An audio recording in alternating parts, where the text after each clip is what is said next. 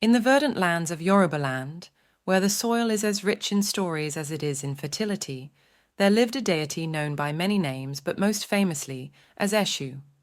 He was a being of immense power, wisdom and wit, serving as the messenger of the Orishas, the bridge between the divine and the mortal, and the guardian of crossroads.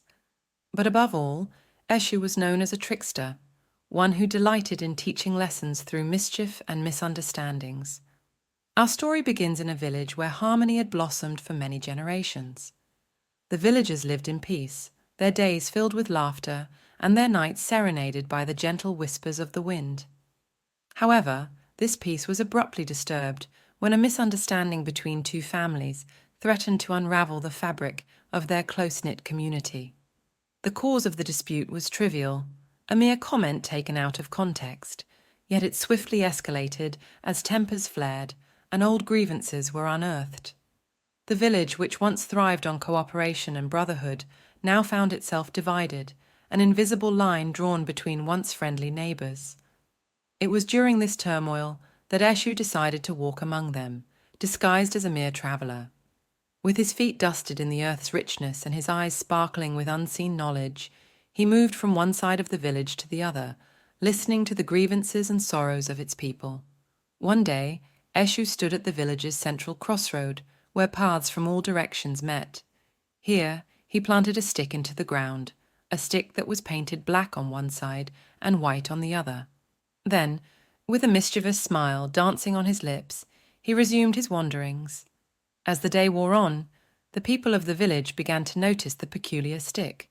Those who approached it from one direction saw it as white, while those from the opposite side saw it as black.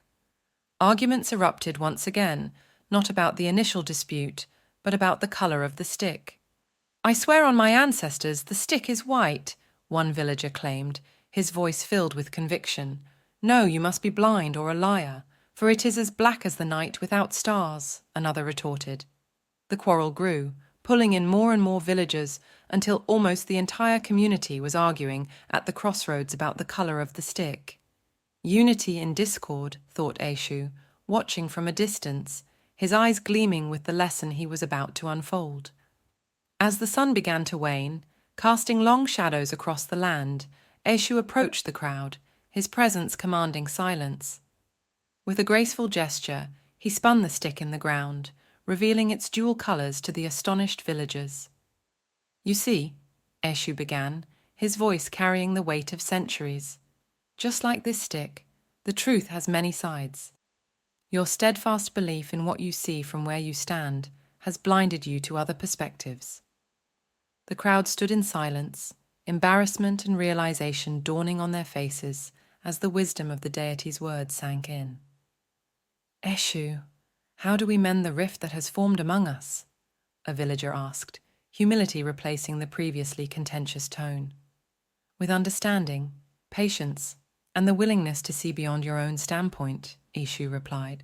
"Remember, it is easy to become entrenched in your views, but true wisdom lies in acknowledging and respecting that others might hold pieces of the